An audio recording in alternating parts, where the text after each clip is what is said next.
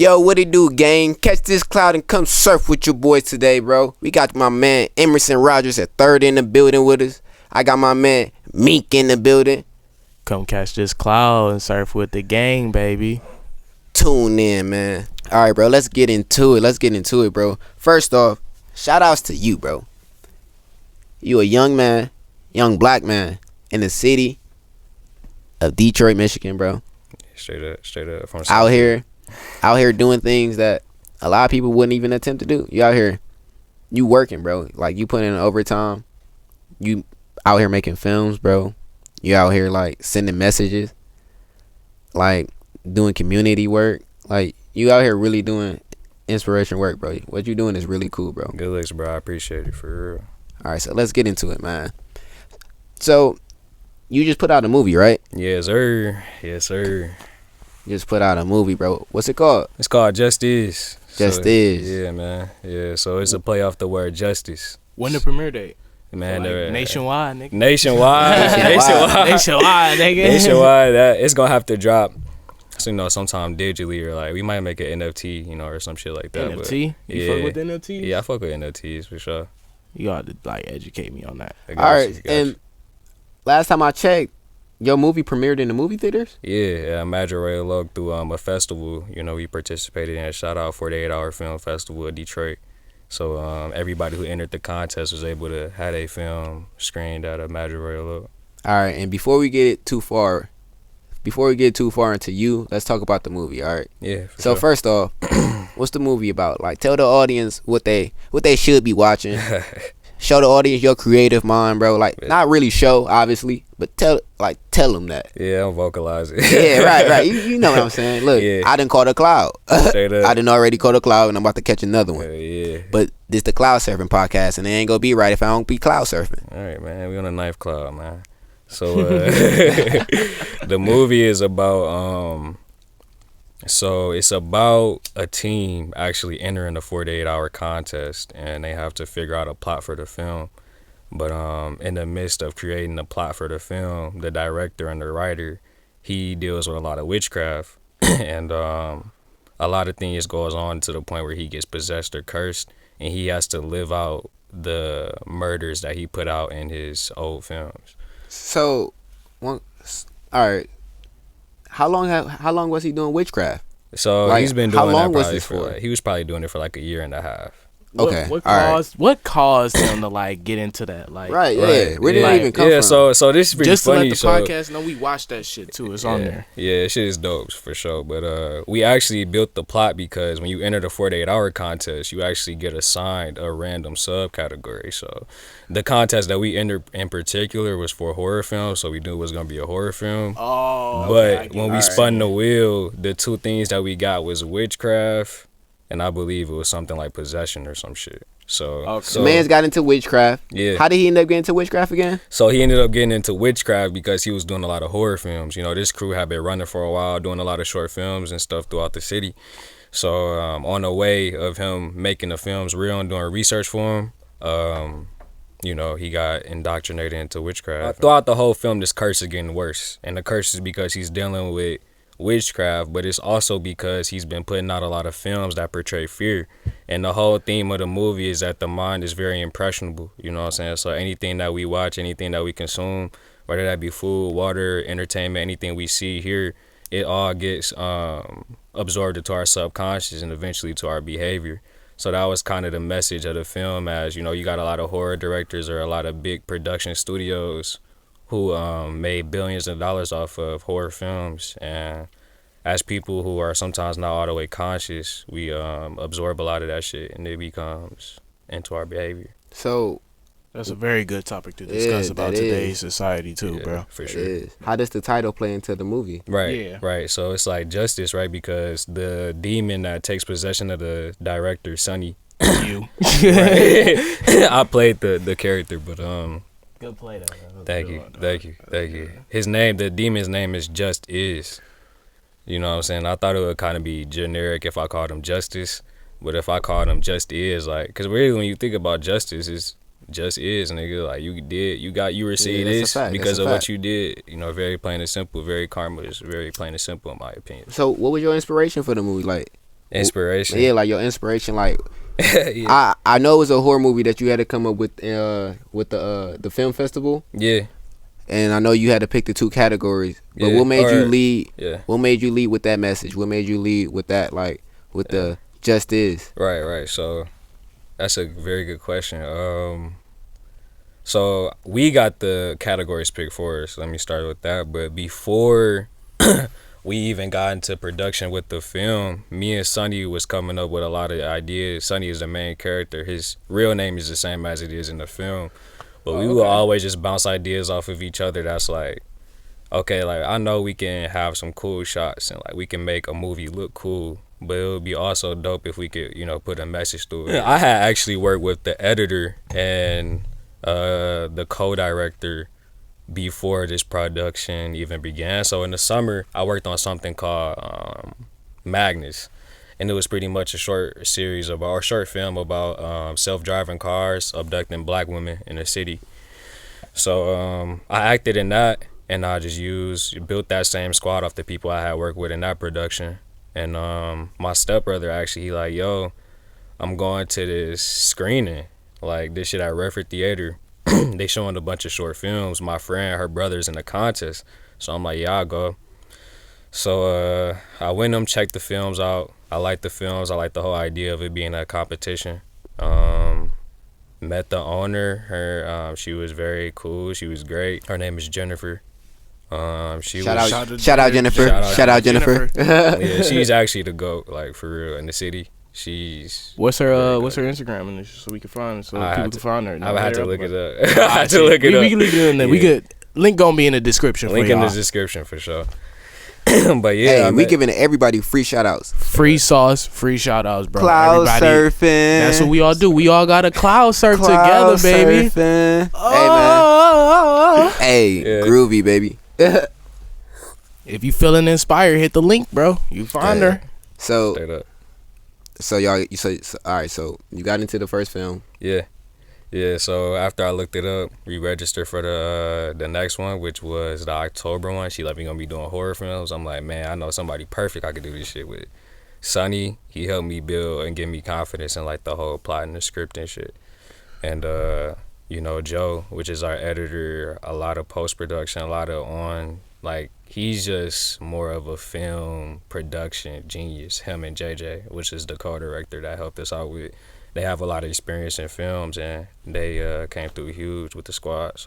So what made you want to get into film? Like, where did this come from? Like, was you like? Did it start off you writing? Did it start off you like with the theater? Like, where did this come from? This creative background come from? It's a good question. I honestly think it was inspired from how I interacted with the world for real, because I was always a communicative kid and kind of expressingly kid, and I met a lot of people, but I was also very self-reflective, so I was able to just view a lot of the spaces I was in, and I've been in a lot of different spaces. So me being the watcher that walks, in a sense, I like that, the watcher that walks. Yeah, it kind of inspired me getting into films, because I was like, it was always like I was watching a story. So, speaking of you, like, what do you think is your best genre of like films you make? Like, oh, that's a good question. Was horror your like favorite? Like, I feel like going into that going into making Just Is, was horror, like when you got the choice of horror, was you like excited? Was you excited, or was you like, oh fuck? I was more so excited because of the freedom that horror allows. Right. Oh, you know what I'm saying? 'Cause I'm like, man, all that gory shit. I got a background in film too. Right. Like I got a background in film. I went to school for like video production for like a year. Okay. Like a year and shit. And I started off writing and shit. I started off writing in like high school, like middle school, bro. Dope. Always writing books and shit.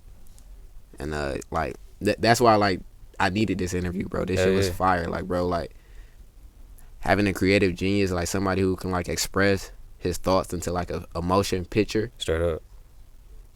Not even just like, and then have this motion picture express like words of wisdom. Like, that's fire, bro. I appreciate it, bro. You can't discount that 1 year you was in screenwriting. That's 12 bro. months. That's 365 days, bro. Hey, bro. Hey, bro. Yeah. Shout out to my teacher. Straight I up. forget your name. I forget your name. Shout out to everybody in my class. Y'all was mad cool. Yeah, but man, I appreciate it for sure. And it was like, man, if we gonna do something and actually put it out to a broad audience, we gonna make it have some type of impact, you know.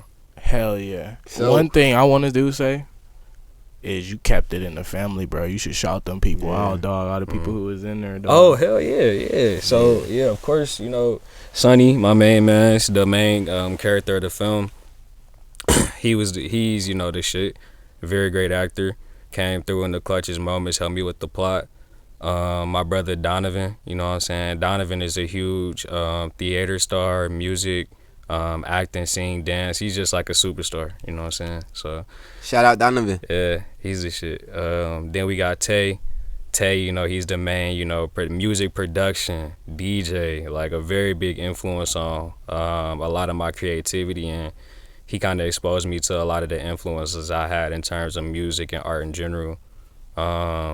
And, you know, Joe is the shit, man, as far as post-production, on-site directing.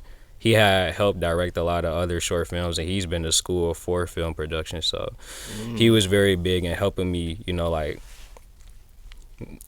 filter the plot in a way that it was going to work in 48 hours. And he also helped us tailor a lot of different stuff on set, you know, and really put into perspective, like, yo, this where it can go, but this what we got to do. And he was with that all the way through. And of course the co-director, JJ, you know, she helped with a lot of lighting. She's very particular, which I love, you know what I'm saying? Right, You always need good lighting, though. You need somebody who invested And in that shit. not even just that, bro. You just want somebody on the staff that's real particular. Yeah. Yeah. Like, particular, you feel me? yeah. Like, Mhm. you want everything to be perfect, especially like your first like own solo film. Definitely. You She feel me? came through big. Like if something was wrong on set and nobody else said it, JJ was gonna say it. It's like, yo, this can't be in the shot. This is how the shot gonna look. Yeah, like that. Hey, so Yeah. getting back into you, bro. What was your favorite genres like? yeah. My favorite genres was kind of watching. My favorite genres would be thought-provoking films. And I feel like that encompasses a bunch of different genres, but my favorite type of entertainment is something that I had you thinking. So when you was when your genre was selected in the film festival, how was you again? Was you anxious? Was you I was excited? happy. I was excited for sure because I knew who I could do it with, and I knew that the team I was messing with was definitely gonna be able to push it through. And like the theme of it being having to be produced in 48 hours was very insightful for me. Inciting to me. Like that shit lit me on fire. I was like, yeah, like we can do this shit. This shit about to be bro. fun. You know what I'm saying? So I also feel like me doing my first film in 48 hours builds my perspective on what could be done in a certain Right. amount of time as well. So you got any of new films you coming up with? Yeah, I actually got something in the writing, and don't want to speak on it too much. Right, but I yeah. will say it's gonna put black people and black society in a perspective that we really haven't seen much in films, as far as respect for our own culture, honor, and where we can go from an African American society. So you got like films like Black Panther, which are great, but rarely do we have something of where the actual African American society can go. You know, like it's always cool to imagine what we would have had without slavery, but like this movie is gonna put us to where we can go, even in our current circumstance. So. All right, bro. Real quick, let the Cloudsurfin gang know, bro. Is we gonna see another appearance of Justice, bro? I ain't gonna lie, man. We might just have to create I about to say, like look. a multiverse or some shit. You know what I'm saying? I Like, was that shit would just be like, cool. Might as I well wanna get it cracking, bro. Might as well get it cracking, bro. It's Look. very cliffhanger. Yeah, Is you gonna like roll forward through and make a full movie about it? I could. My mom really wants me to do it. I think you should, bro. Somewhere down the line, I think we will. But this next production I want to do, I definitely want to get it in while it's fresh on my mind, while it's fresh on my heart. Hell yeah. But So- yeah, for sure. Where you going with this? Like, are you trying to like? Is your passion film? Yeah. Like, what's the goal here? What's the goal here? What's the end goal for here? Yeah, My what's your aim- business moves, bro? Yeah. Like, I know people know you for more than just the movie shit. For Straight like, up. does this go into the food for thought thing you got going on? My Tom? nonprofit, Food for Thought, a huge part of my life and a huge part of what goes into the type of movies and type of expressions that we make production wise. the nonprofit actually helps out with a lot of high school scholarships, providing people with financial literacy and a lot of different community service projects. So I started that up with two of my good friends, Tyler Armstrong and Oscar Gardner. Bro, shout out to Tyler. Hey, you already know. Hey, you already know. I told y'all, shout outs all the time, bro. We giving out like candy, bro. It's like Halloween. Trick or treat. Tyler, bro. I know he probably don't remember me, bro, but like, yeah, bro, I've been paying attention to y'all too, dog. That shit crazy, bro. But I like, appreciate it. if you could, bro, tell us about the food for thought thing you got going on, bro. Definitely. Let's roll into that. Definitely. So my man's Ty, he was like, bro, you know, I want to do a food drive for Thanksgiving, but we should do a financial literacy aspect of the food drive. You know what I'm saying? So, and I think he came up. Was with it only in Detroit? Yeah. At this time, he wanted it to happen in the city. So I'm like, either in the city. Keep it in the city, yeah. bro. Keep So it in the D, actually, bro. Tell him, Key. I'm not gonna lie, we missing out on Southfield too. I'm originally from Southfield. You know what I'm saying? I'm from Southfield. So the city to me is like, okay, it was either gonna happen in Southfield or Detroit. Right? Yeah. I don't know about that. Are y'all gonna expand with it? Or Are y'all gonna expand? Is it gonna be consistent? Yeah, definitely. It's been consistent. How long has it been going? How long has it been running for? Actually, as of November 29th, I believe, we've been a year in, man. So it's actually interesting. Over the course of our first year, we actually got qualified as a legal nonprofit. So we have a 501c3. We got all of our filing done, and that's what took a big part of our winter and our fall. We didn't really do as many events, but we were really focusing on how can we make this legal and how can we, you know, take this to the next step. So, you know, this year we're going to have a lot of events coming up. I feel it, bro. Hey, man. What about some of the very inspirational. Thank you, man. For real, some though. of the past events y'all done, like for last year and the year before that, if you got any? Oh, you say you was established last year? Yeah, so our first event was a Thanksgiving food drive that we had a financial literacy that was both at the same time? Yeah, okay, yeah. Okay. So anybody who came and got the food, we gave them a 5 to 7 minute spiel with a PowerPoint that showed them how, like, what stocks were, how to budget, and really how to change their perspective on money. Yeah. Black people need that shit, Hey, dog. real We need talk that though. shit. Hey, real talk though. Where did this even come from? Like, I understand your man Tyler brought up the idea to you, but where did the whole plan envelope at? Like, where did the financial literacy, all of that come into it? So personally, for me, it developed in high school because I worked at a golf course, Plum Hollow Country Club, and I started to notice, like, dang, the way that the people I worked with or worked for, their perspective of money was very much different from the colleagues I had or even some of the family members I had. You was at Plum Hollow? Yeah. I knew it. Just the way how you was talking, like, it sound like Plum Hollow. Yeah, it's that Plum Hollow vibe for sure. But, you know, shout out Plum Hollow too. They did give me, allow me to get a scholarship. But as far as the experience, that shit, they need to be shout out for real. straight up. That's a fact though, because like we honestly need more of that, bro. Like the city right now is really booming. Like as far as like the entertainment, for real, because Definitely. like our Even music beyond entertainment, right, dog. for real though, our music is going up, bro. Our fashion is going up, bro. Our lifestyle is being centered. Right, like yeah, bro. people want to make movies about us. Like, bro, Detroit is like really like on the up and coming, and like we really need to embrace it. And like now's the time for like everybody that like has some type of like inspiration, creative like dream should really push right now, bro. Because, bro, it's 2022 and beyond, bro. Straight up. Especially with stocks, dog. Like the fact that you brought up stocks. Stocks is like now that we can make more money now sitting at home and doing crazy shit like that with stocks and NFTs like you talked about earlier. Yeah.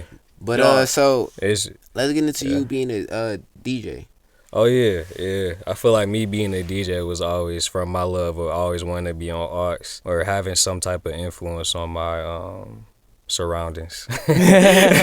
You know what I'm saying? Because when you a DJ, man, you in a club or you at a party or at a tailgate, you really are a crucial part in people's experience. You know what I'm saying? So I feel like that came from my love of that being combined with my, love for music and art.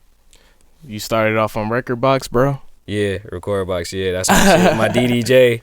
Shout out Chris and the Tribe for giving me my first mixer, my DDJ. Who's your influences, like? As far as DJs, like where do this all tie in at? Okay, to definitely. Like being you. I want to start with the DJ. Shout out Rob Swift. Shout out Grandmaster Flash. Grandmaster Flash? Yeah, Grandmaster Flash for sure. Alright. You know what I'm saying? The X-Men, the Executioners, DJs, New Jobbies. Shout out them for sure. Of course, Tay Whitney. You know what I'm saying? DJ House Shoes and shit.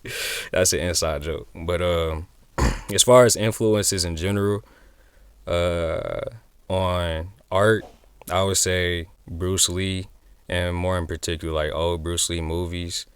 Be water, my friend. Be water. Straight up. More so the martial arts aspect. So you mentioned before the podcast that you do Kempo. Like, yeah. Does that all tie in? Yeah, Kempo definitely ties in from, you know, me liking Bruce Lee movies and shit. So how long you been doing that for? It's been about 1.5 years. So that gave me a lot of changes to my perspective of actually what went into the film actually is me knowing that the mind is very impressionable. A lot of those principles I had learned at 36 Chamber and training inside of the Kempo. So what are you doing with the music? Like, so the music, I'm moving more so into production as well. I definitely want to produce music that's abstract or even music that goes into film. So I'm into a lot of different film scores. You make what beats. You mean by music by abstract? Abstract music as far as... Explain to the Cloudsurfin game what you mean. So like music that you might not hear words, or like it's going to be a lot of beat production, a lot of singing with no words, and I don't even want to call it humming because people are actually, people actually doing with no words. Yeah, have you ever heard Sound like loud. you know how like Beyonce do like a run or something? She might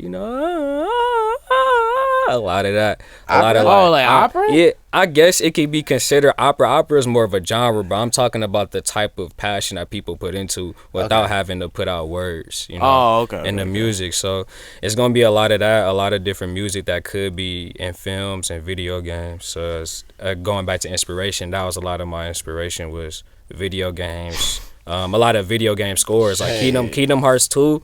I listened to that. Like I listened to that score, bro. For real, bro. Legendary. For real. Like video games like Kingdom Hearts 2, Halo, a lot of different video games. I always loved the music. I'm assuming you an Xbox fan. Oh yeah, Xbox. Hey, I ain't gonna lie though. Hey, I started on the PS2, went to the 360, and then I ended up getting an Xbox One, PS4. And all that. PSP, nigga. PSP, nigga. PS Vita, DS Lite, Game Boy Advance. I had all of that shit, bro. Hey, he got me into Kingdom Hearts. Bro. He was telling me. Hey, bro, no cap, bro. One of the best intro songs ever. Definitely. Simple and clean. Simple I listen to that like on the regular. Yeah. Come on now. I listen to that like on the regular. So like again, a lot of that music from that game influenced my love into the type of music I produce. And also me being in middle school band, I was always into orchestras, live bands, marching bands, and you know, just live instrumentation in general. If I'm at a tailgate and I know that the people that's gonna be there is gonna be older, middle-aged people mixed with high school or college kids. Let's say it's like homecoming game, and a lot of people, parents gonna come. Depending on the demographic, or let's say they white or black, it's gonna depend on my track list. Okay. Not just breaking it down just that simple, but as a simple example that I can explain in the time that's given. Of what music I choose. So for instance, for that type of crowd, like homecoming game, a lot of people, parents gonna be there from Michigan State. I might do a lot of, you know, alternative rock or like old school rock, you know. What's a lot of Rolling Stones, Funkadelic type. Who's your some of your favorite artists? Whoo! Some of my favorite artists. Hold on now. Music. I'm about to say, give us that top 5. Oh, top 5. Oh. It could be anything like. It could be anything. You don't got it subjected to like all time, bro. All right. Just to keep it quick and don't hold this against me in the next 5 years, but no judge. Emerson Rogers III's top 5 at the age of 21 years old. Talk on that the spot. Shit. On the spot. On the spot. On the spot. Off the dome. Funkadelic got to be in there. That's one. Michael Jackson. That's 2. Funkadelic, Michael Jackson. Man, it's getting tough now. You got 3 more, bro. It's getting tough. Right, that's 3 more, bro. Tough. Hey, bro, it's getting tough. Clutch. Hey, Prince is in there. Okay. 3. You know what I'm saying? We got Prince. That's 3. And the Revolution. Yeah, that's all encompassing. Prince as in all, you know, encompassing the time. I'm including them in there too. Okay. You know what I'm saying? All of them is in there. Oh man, this is getting. You got 2 more, bro. Ooh, Kiko Masui, the pianist. She's a Asian pianist. That's her first. Yep. 5. That's the hardest one because it's like you want to show love to people, bro. 5. Kanye. Oh yeah, I'm tripping. Kanye, okay. Yeah, Kanye. How you feel about Donda, bro? Donda was nice. I liked with it. I It did. definitely fucked I with don't it. like to compare it against other projects. It as a You standalone just don't want to project. compare it against COD. Nah. I get it, dog. Hell, whoa. I get it, Whoa, bro. hey, I wasn't talking about COB. I was talking about Kanye's catalog. I wasn't against talking his about whole entire COB. catalog? I was Bro, comparing that against shit his low catalog. tier. It's not low tier. Bro, that shit It's is not low low tier, tier. bro. It's not low tier. If that album You dropped, drunk you as didn't hell, know bro. Kanye. The best Kanye album I've like artistically heard myself, bro, was Kids See Ghosts, bro. That was such an experimental. If not that, if we gon' like separate like know, man. collaborations, him and Jay-Z and like all the good man. music and shit like that, bro, Yeezus, Graduation, and The Life of Pablo was Okay, like, I can respect that. Life and of Pablo. then Dark Twisted Fantasy would be number 4. Okay, I can respect that. I could definitely respect that. I say for me, the best Kanye albums was definitely Late Registration, the Life of Saint Pablo 2, Life of Pablo 2. 2. You mean? Life Oh, of as a second one. Okay. Yeah, Two. Life He of dropped Pablo two. at number 2. I'm not even gonna rank it 1 through 5, but I like the Late Registration, Life of Pablo, 808s of Heartbreak. Fuck, You know what I'm that's one I saying? forgot 808s too, of bro. Heartbreak, Graduation. Graduation. And number 5 for me, bro. For me, I'm gonna go ahead and give it to Donda. Why not, bro? Right. Fuck it. Why not? Why not? College Dropout is up there too, but I have to give it to Alright. Donda just to spread the wealth, you know. I think what drove me off was the fact he had like 30 fucking songs on there, bro. Yeah. Like the only album But I really can say I did that with some was of that them was Slime remixes. Life album. Some of us remixes. Man, most of them were all leaked songs. Do you Like, know? they were all Do you leaked. know more than 30 Kanye songs though? Yeah. You know what I'm saying? Exactly. It's like for sure. So it's not like you had to listen to it all But at in one a time. set of an album, put it that way. I Like, get it. I get it. he As a ain't never project, went really over like 20 for But that's real. what you want in an album. as far as Not longevity. 30, bro. 30 is like that hour is an hour and 40 minutes. You long. want something that's gonna last. Think about it. I think Are you from, about to I sit think, there and listen to Donda for an hour and 40 minutes? Honestly, probably not. The average person is probably not. But I think Kanye did this album, and I think what's very important for artists is he did it for his own expression. Like he's at a point where he don't have to worry about, you know, if I put this out at a certain time or put this number of chase on there, is this shit gonna get attention? Yeah, bro. He's like, at a point where he can do whatever he want to do. artistically free, bro. He's free. Nah, I can't even cap. Like Donda, I'm not saying Donda was bad. I'm just saying like out of the rest of his catalog, Okay. I'm still gonna pick something else over it. I But get like Remote Control, Jail, fucking Moon. Come on, dog. Those are Legendary, powerful bro. as fuck, dog. Moon was legendary. Yeah. Bro, the Fat Kid Cudi got my nigga Don Toliver on that motherfucker. That was Legendary. Yeah. that was fire. But Yeah. appreciate y'all for tuning in, bro, man. We gonna leave Emerson Rogers, the third, links, everything in the description, bro. I didn't call too many clouds today, bro. I really think I didn't call too many clouds. Hey, as long as you caught the knife one, man, we good. Hey, that's the only one to catch, bro. Straight up. Caught that one at, what time is it? It don't even matter. It's my time. It's Cloudsurfin time. Hell yeah. Thank you Yeah. for coming through today. Oh, yeah, Yes, sir. definitely, Yes, sir. definitely. Thank you, bro. Appreciate Definitely. you, bro. Hell yeah, man. And if I had to get one more word in, Yes, it's sir. to any creative or anybody that's doing something that they want to do. I know it's a struggle, but keep going, because you know it wouldn't be fun when you all done with it if it wasn't a struggle. So just keep going, bro. Shit gonna pay off. Hell yeah.